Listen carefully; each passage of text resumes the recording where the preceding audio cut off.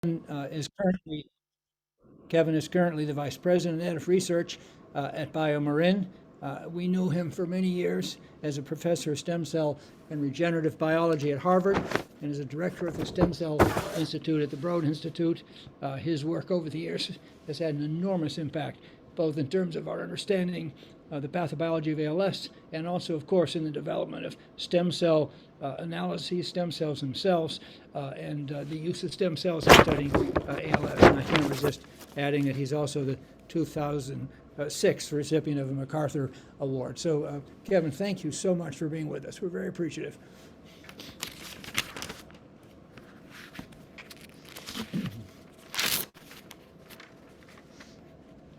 And I'm not hearing Kevin. He's on mute. There we go. I think you're muted, but I certainly see you. Thank you again, Kevin. Go. Fantastic. Coming through okay? How does everything look? Looks great. Thank you. Great. I have the same throat bug that Bob does, so I'm going to do my best to muddle through this with occasional sips of iced coffee here from California. As Bob said, you know, we have been in the process of winding down my research operation at Harvard over the last couple of years while I've been making the transition to BioMarin, where we're looking carefully at the ALS landscape and asking how we can get involved and in bringing new therapeutic ideas forward. So I've really enjoyed what I've heard so far today, and I'm looking forward to providing you all an update on work we've been doing collaboratively with Bob's group and Matthias Verhagen's group in Amsterdam, and that has led to a couple of different therapeutics efforts to rescue Stathmin2 expression in the context of ALS models and now increasingly in the clinic. So first, you know, the story of how we got into working in Stathmin2 really comes directly from the original observations that TDP-43 pathology is really present in the vast majority of ALS patients. And this discovery has really led to a cottage industry of groups who have been trying to understand the many different roles that TDP-43 plays in neurobiology, specifically in cell biology more broadly. And I think those studies, which really show now that TDP-43 is an active regulator of many stages of RNA metabolism. And whether or not it ranges from regulating transcription to processivity to RNA metabolism at the level of splicing, or even how RNAs may be regulated at the translational level upon initiation of stress, it's become apparent that this is quite an important protein with respect to how cells integrate environmental information and respond. And in particular, we became interested in the idea of whether or not a reason that we may have failed to find changes in RNA metabolism in animal models that were predictive of changes in RNA metabolism in the ALS patients themselves might have something to do with the evolution of RNA metabolism between those species. And that while TDP-43 might be doing the same types of things to RNAs in animals and in humans, the highly divergent nature of DNA sequence space between animals and mice might mean that the places that we were looking specifically might mostly not be conserved. And, you know, an easy thing to think about this is the role in pre-mRNA splicing, where if you look at the regulation of splicing between humans and rodents, this is largely a divergent process, with there being dramatic, really reassessment over evolutionary time of where splicing should happen at a nucleotide level. And this would mean that, for instance, if you looked at TDP-43 dependent splicing changes in mice, even if those were occurring in humans, TDP-43 might be acting at very different places. And so that could be part of why we had been striking out. With that in mind, see if I can, we really began to wonder whether or not even initial, I would say, less mature motor neurons in culture that were from human sources, and of course, made human transcripts and had a human regulatory environment, might be better predictors of the sorts of changes in RNA metabolism that we might see in patients. And so we set out to carry out a fairly simple experiment at the time, which was to take human embryonic stem cell lines that had been targeted to carry a motor neuron reporter gene. And within those, we differentiated them into spinal motor neurons and then exposed them to either control siRNAs or siRNAs that knocked down TDP-43. We were then able to use flow cytometry to produce pure motor neuron, to purify those motor neurons to homogeneity, and then examine changes in transcript abundance. And not surprisingly, given the pervasive role that TDP-43 plays in regulating RNA metabolism, we saw many changes. And as you can see in the upper left-hand corner in this RNA sequencing experiment, predictably, the thing that was most reliably changed was TDP-43, since we had knocked it down in the experiment. And while all these changes are potentially fascinating with respect to understanding the changes in gene expression or RNA metabolism that may be happening in ALS, you can see in that upper left-hand corner, tracking very closely with the change in TDP-43 is a transcript encoding the protein Stathmin2. And because of this very close association between the amount of TDP-43 alteration and the amount of Stathmin2, and as I'll tell you in a moment, because of its function, which seemed reminiscent of the sort of thing that is altered in ALS, we began focusing first on trying to understand the underlying mechanisms that connected TDP-43 alterations to Stathmin2, and indeed to test and to play out this idea that these changes identified in human neurons when TDP-43 is altered be more predictive of those in people. So Stathmin2 is a protein that's selectively expressed in neurons. And in fact, histopathological and gene expression studies in the spinal cord suggest that it's very highly expressed in alpha motor neurons, the ones that are most sensitive to degeneration in ALS. It's encoded by a very abundant transcript, which, as I'll show you in a moment, is subject to what we're increasingly realizing is a mechanism that is regulated by TDP-43 in a variety of contexts. It, I think, interestingly, with respect to the last talk, is a member of a family of proteins that are involved in dynamic regulation of the microtubule cytoskeleton. And it localizes to both the Golgi apparatus and the growth cone, where it has an important role in regulating the microtubule skeleton in those contexts. And early experiments looking at the Stathmin family of proteins, because there are several of these, seem to indicate that Stathmin2 played an important role in axonal outgrowth.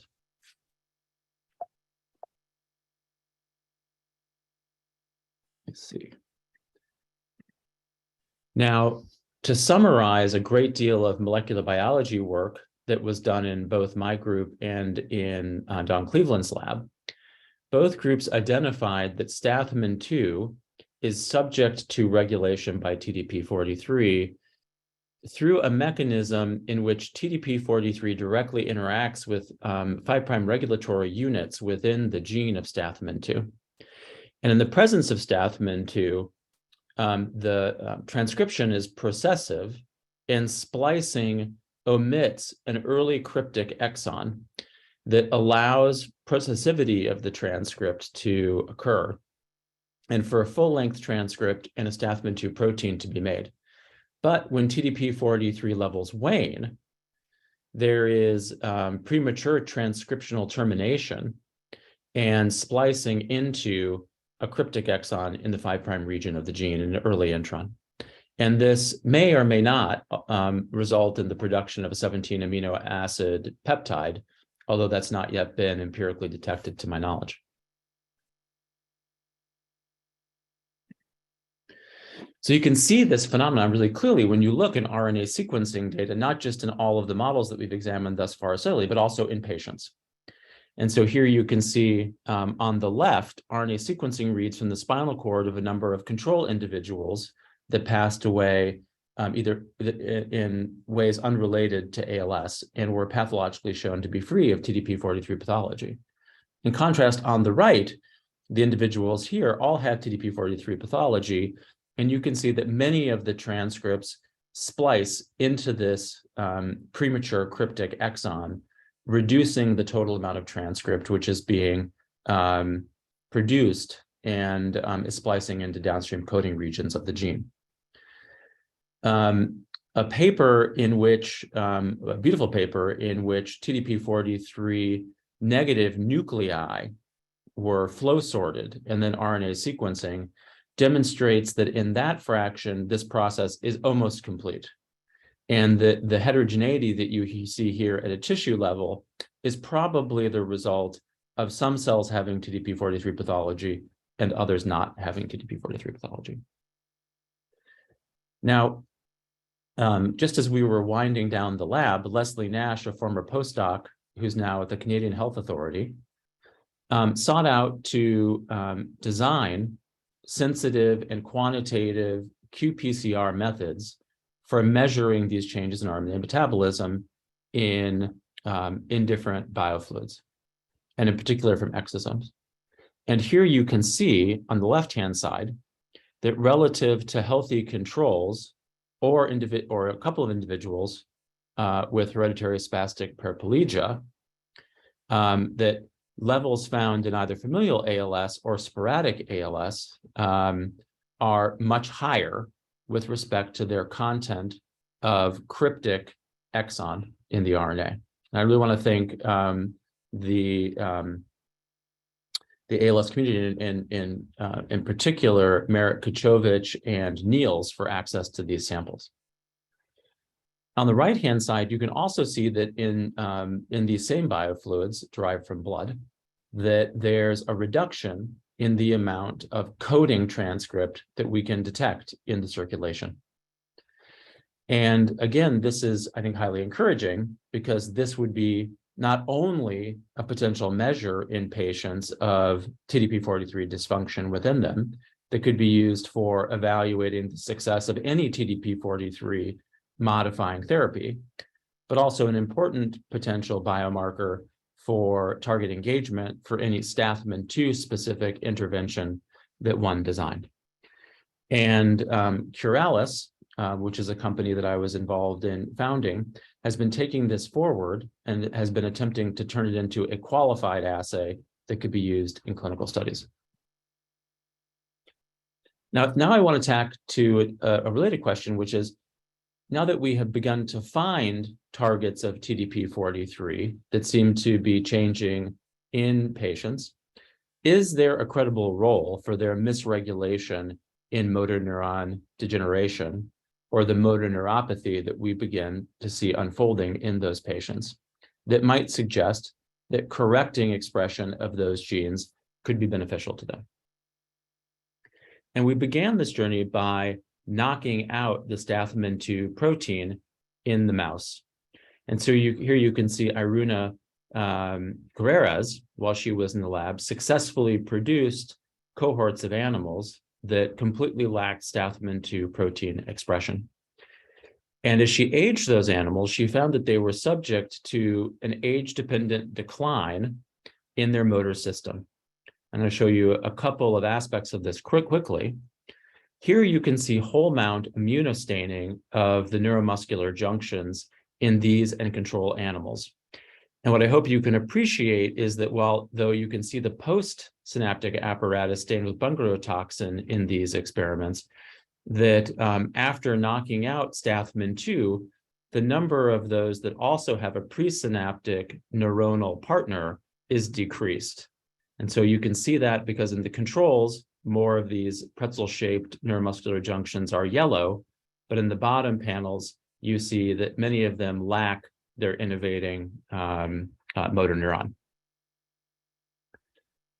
This is severe enough and prolonged enough in this model that you also begin to see another clear hallmark of motor neuron degeneration and the effects of muscular degeneration, namely that postsynaptic neuromuscular junctions, if they lack a synaptic input for long enough, begin to degrade. And you can see this by a loss of complexity and a simplification of those denervated neuromuscular junctions. And this is very, very quantitatively apparent in this mouse model over time, as you can see both in the pictures on the left, but also in the quantification in the bottom right-hand corner. Now, this is sustained enough that we also begin to see evidence of muscle injury and a muscle regenerative response.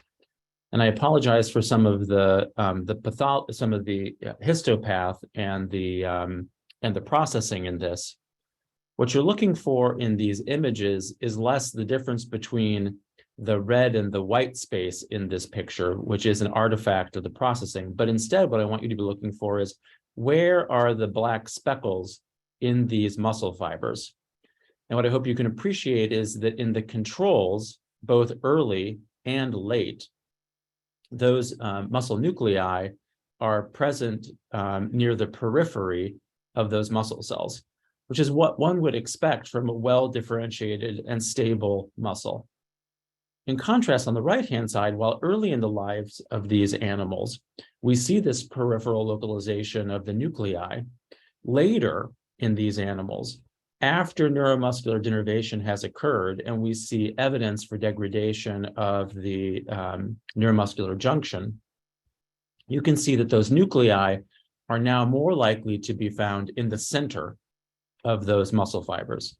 This is a classic observation when muscle injury and regeneration is occurring, and might be expected as a result of muscle denervation, which can result in a response like this. So we see multiple lines of evidence to support changes in the neuromuscular axis. And when we look at the behavior of these animals by either rotor rod or hanging wire, we see a very significant decline in their performance in both of those assays. And we've looked at this in several different cohorts of animals, both an initial cohort of animals where we had made many different alleles by knocking out the gene with CRISPR, and then looked directly at those animals we'd produced. And then in the bottom panels here, in independent cohorts where we had bred out a specific allele that we knew was a loss of function allele, and then recapitulated these studies. So it's very clear that loss of Stathmin2 in this case can have very severe effects on the motor system. Now, we do not see in our hands those animals being subject to premature lethality. That is to say, in our hands, the animals are born at a normal Mendelian frequency, and they seem to live a normal lifespan, albeit with a greatly reduced motor neuron functionality. Now, we don't know why, for instance, this doesn't progress to fulminant ALS, and the story may be that other targets of TDP-483 are important mediators of the complete picture of motor neuron disease. But I think that this does underscore that the loss of even a single TDP-483 target could be contributing quite substantially to motor neuropathy in patients. So with this in mind, and with the thought that rescuing Stathmin2 would be important not only for validating the phenotypes that we had seen in these models were dependent on Stathmin2, but also to create a model for studying human transcript regulation in an in vivo setting, we set out to produce back transgenic models which carried a humanized back transgene, and to cross those into the Stathmin2 mutant background to ask whether or not they could rescue the phenotypes that I just described. Leslie Nash was able to identify such a back and produce founder animals initially that demonstrated expression of all of the portions of the Stathmin2 transcript, which you can see here. Now, one of the early questions we wondered was, if we induce TDP-43 pathology in a mouse, would we see alteration of the regulation of the human transcript from this back, which is something that we had never seen for the mouse Stathmin2 transcript, explaining why it hadn't been identified before as a potential regulator of axonal function. To do that, she crossed the early back transgenics to the TAR44 animals that overexpress TDP-43, resulting into TDP-43 pathology. And on the left, what I hope you can appreciate is that in this model of TDP-43 expression, where TDP-43 inclusions form, you also see nuclear clearance of TDP-43.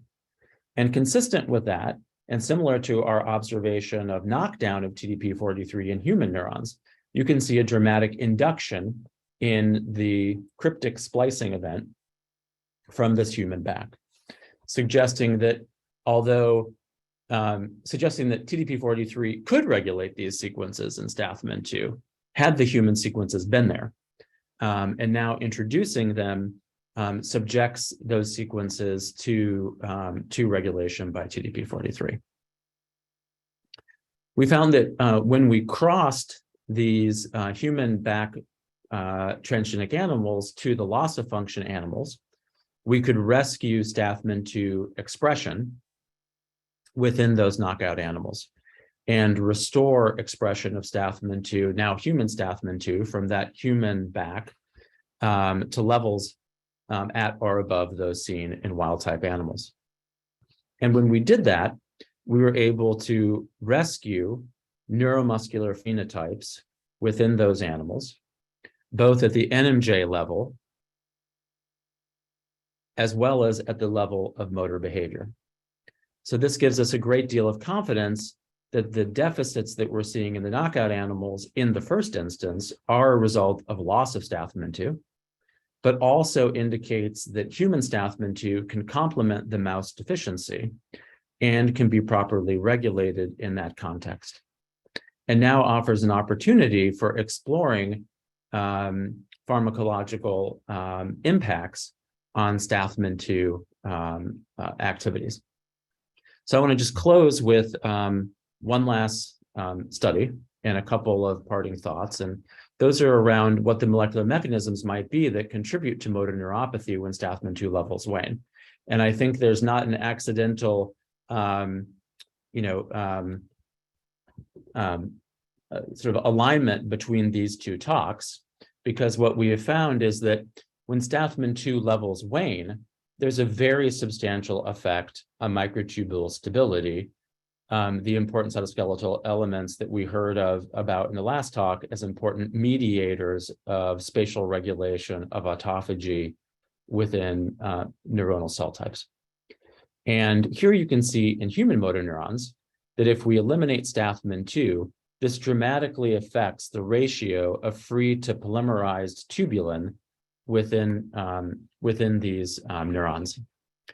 We've replicated this experiment also with further controls. And what's really quite striking in this experiment, you can see here now, and I'll just point out that the ratio in the representation of this has been flipped to be polymerized to free. You can see that lacking Stathmin2 in human motor neurons is rather similar to hitting them with a substantial dose of nicotazole, which is a fairly striking finding given the effects of that small molecule on microtubule stability.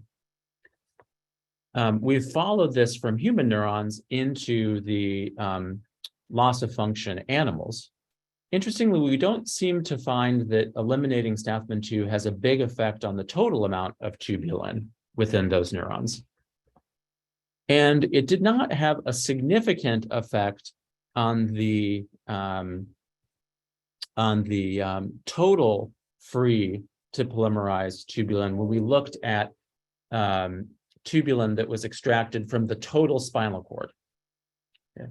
Now, this wasn't necessarily surprising to us. In fact, I would say that we were surprised to see even such a strong trend towards effect, because I'd like to remind you that when we looked at the localization of Stathmin2 in the spinal cord, we find it most specifically expressed in alpha motor neurons, and it's largely unexpressed in other cell types of the spinal cord, where presumably a lot of the free tubulin is coming from. Now, in contrast, if we look at this in beta-3 tubulin, which is the neuronal specific form of tubulin, which is only expressed in neurons in the spinal cord, we see an absolutely huge effect on the ratio of free to polymerized microtubules in that setting, suggesting that Stathmin2 plays a very, very important role in regulating microtubule dynamics within the neuronal compartment, and probably even most specifically in alpha motor neurons, which is, I think, a very credible mechanistic explanation for the motor neuropathy that we observe in these animals. In closing, and I think something that I hope that the ALS ONE community is going to continue to hear more about, we've worked closely with Bob and John Watts at UMass Medical School to identify oligonucleotides which bind to regions surrounding this cryptic exon. And after TDP-43 knockdown, we've been able to show that these restore normal expression of Stathmin2. And Bob has been overseeing an N of few clinical study exploring dose escalation in an initial patient. And that lead oligo, which has dramatic effects on Stathmin2 in culture, has been shown to be very tolerable up to what we would anticipate from these culture experiments to be an efficacious dose.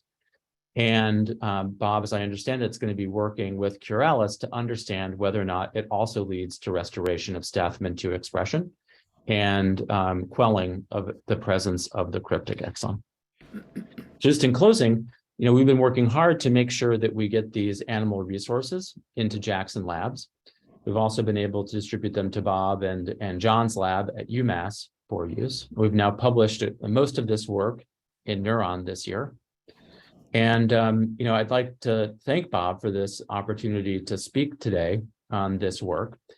And we've managed to shutter the Harvard lab now, and both myself and my family are ensconced here in Marin County at BioMarin. And I'm really looking forward to future interactions with the ALS community as what I hope will be a future of deep engagement with the community, and BioMarin will continue. Bob, you probably didn't know this, but the CEO of BioMarin was the regulatory lead at Sanofi Aventis for Riluzole, and was central for getting Riluzole across the line all those years ago when nobody thought it was possible, and has been a big believer ever since, and was one of the big reasons I decided to come and join BioMarin. Terrific. Terrific. Thank you, Kevin. That's a great summary of brilliant and really, really exciting work. There are a number of questions. I think we have time for a few. The first comes from James Gregory. Great talk, Kevin. Can you speculate on why Stathmin2 phenotypes only manifest in aged mice? And then the other question is, do the human iPSC motor neurons have a phenotype if you knock down Stathmin2? Yes. Okay. So interesting. So, there had been a question early on in the community because some early experiments at JAX had suggested that there might be the inheritance might not be Mendelian in young animals, and that animals might be being lost. We actually found that there's probably something else going on in Stathmin2 heterozygous and homozygous moms that makes them terrible mothers. And as a result of that, we were losing a lot of pups. And as we blew up our cohorts more and more and more, we found that we were able to overcome that with further breeding and just a larger colony. And I think that some of those findings might have just been incidental findings with small n's. But that question about whether or not there was an early phenotype actually led us to carry out early time course to when denervation begins. And the youngest animals, as they wire the neuromuscular system, seem to have an early normally wired system, and then as the animals grow and become full-sized, this problem becomes apparent. We don't know exactly why it becomes apparent in these young adult animals. We have several hypotheses that we haven't had time to follow up that I hope the field will. One is that it could be that the demands on the motor neuron for a stable pool of, or a properly regulated pool of microtubules is not as great until the neurons become long. That's one hypothesis. Another hypothesis is that early in development, Stathmin proteins show a broader distribution of expression in the brain. And so another intriguing idea, at least in this context, is that other family members may cover for the expression of Stathmin2 until aspects of motor neuron specialization become more apparent. And that is to say, it could be that early in motor neurons, Stathmin1 is also expressed, which covers for Stathmin2. And it's not until later that this is resolved. We don't know for sure. I think both of those are worth testing as ideas, and there are probably other ideas that could be true as well. Then with respect to the human phenotypes, yes, there are quite strong phenotypes. So if you eliminate Stathmin2 and you culture those human neurons for a long period of time, in addition to these changes in microtubule dynamics, one also sees a dramatic reduction in the complexity of those neurons. They have fewer branches and are much simpler in structure, which is consistent in our view with some changes in functionality in the growth cone in those, and as those cells grow and mature. Terrific, thank you. And I had another question for you, which concerns a relationship between Stathmin2 and the gene whose protein can trigger programmed axonal death, SARM1. And my question is, when you look at the mice that lack Stathmin2, do you see activation of SARM1 or not? I mean, the process that you described seems so indolent that it's hard to believe that SARM1 is activated. Yeah, we had just begun to look at this, Bob, as the lab began to wind down. It's such an interesting intersection, and we'd not looked at it at all in the mice. We had begun to look at it in a different context, actually, in the human motor neuron systems, because we did actually carry out experiments where we confirmed that knocking out SARM1 in human motor neurons does lead to axonal preservation after axonomy. And so, those experiments did confirm that biology is indeed conserved in humans. Yep. And interestingly, we identified a biochemical interaction between SARM1 and Stathmin2, which was never followed up on. Wow. And I think would be quite an interesting thing to do. It makes sense, given the SARM1 phenotype, that there would be ultimately some tie-in to microtubule regulation. But validation of that interaction through independent means beyond the initial mass spec experiments where the pull down found the putative interaction and functional follow-up are all wanting, but I think fascinating. Thank you so much. Well, again, deep thanks to you and to Erica for these really stimulating and incredibly topical, cutting-edge talks. We deeply appreciate that.